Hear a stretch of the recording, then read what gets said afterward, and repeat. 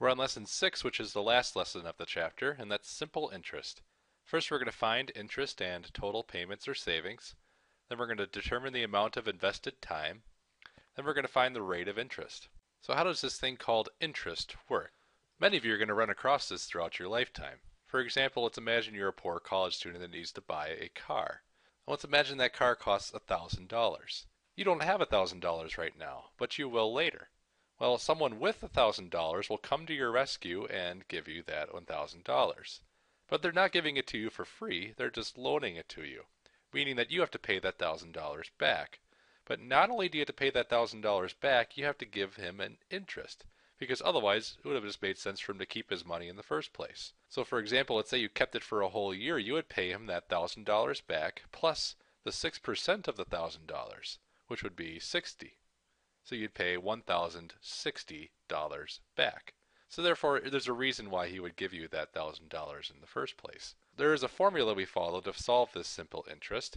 It is the amount of interest that you're going to pay back equals the principal, which is the amount you borrowed or the amount you saved, times the rate, times the time that you had the loan. And we're going to use that for a lot of these problems here. For example, Tristan borrowed $14,500 from his brother and promised to pay him back over 5 years at an annual simple interest rate of 7%. How much interest will he pay if he pays off the entire loan at the end of the 5th year? What is the total amount he will repay? I kept the formula up here so we can solve this here. So we see that Tristan borrowed $14,500. That's called the principal. That's the amount that you either borrow or save. Then it tells us the 5 years, that's the amount of time that he keeps the money before paying back. And then the simple interest rate is 7%. That's the rate. So we see the R rate.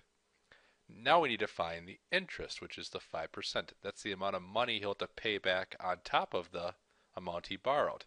So how much interest will he pay? Let's find out. So we'll do I for interest equals the $14,500 principal, the amount he borrowed, times the rate, which is 7%, times the time, which is 5 years. And then we can just multiply across to get our answer for interest. 14,500 times, I could do 7% or 0.07 for 7%. That's 1,015. So I equals 1,015 times 5. 1,015 times 5 equals $5,075. So interest equals $5,075. So that's the interest. And then the total amount he'll need to repay, you need to add this to the amount he originally borrowed. So 5,075 plus the 14,500, that's going to be 19,575 bucks. So total amount 19,575. So he borrows 14,500. 5 years later, he has to pay this amount back, which means that he pays that much in interest. This works the other way too. You can put money away and save it and then earn interest money on that money you're saving. So it says Nadia's aunt deposited $3,000 into a savings account as a college fund for Nadia. How much will be in this account after 5 years if the account earns a yearly simple interest rate of 3.5%? So we need to find the total amount, which means we need to find the interest first. This gives us the principal. That's the amount you put into the bank.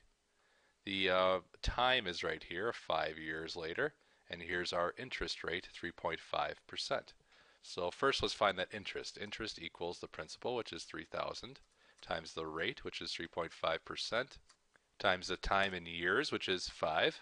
So we can do the principal times the rate, which would be 3,000 times 3.5%, so times 0.035, which would be 105. So 105 times the 5. So 105 times 5 will be 525.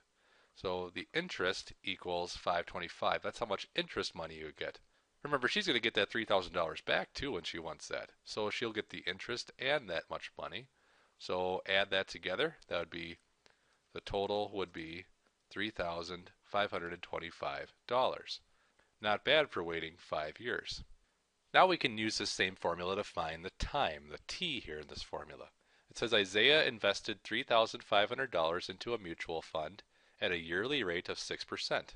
He earned this much, $945 in interest. For how long was that money saved?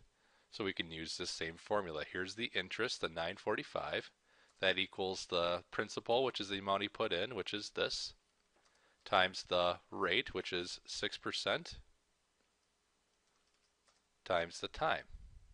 And we have put t for time here to solve for that. So we have 945 equals 3,500 times 6%. Let's do that. 3,500 times 0.06 would be 210. So 210 times t, we will say. And then this turns into that algebraic equation. Divide by 210 from both sides. And let's find out how many years that was deposited. 945 divided by 210 would be 4.5. So the answer would be 4.5 years. Now we can find the rate of interest, the R. It says to pay for her college expenses, Hannah borrows $7,000. She plans to repay the loan in 5 years at a simple interest. If Hannah repays a total $9,187.50, what was the simple interest rate? So here we can use this formula again to find the R, the rate. It doesn't give us the interest though. It says the total she repays and the amount she borrows. Well, I know the difference between that would be the interest. So you do 9,187.50 minus 7,000. That would be 2187.50. So that'll be our interest. So 2187.50, that's the interest, equals the principal, which is the amount that she borrows, $7,000, times the rate, which we don't know, so times R, times the time, which is 5 years, so 5. 7,000 times 5 would be 35,000, so 2187.50 equals 35,000 times R, or 35,000 R. To find the R, we can now divide by 35,000 on both sides.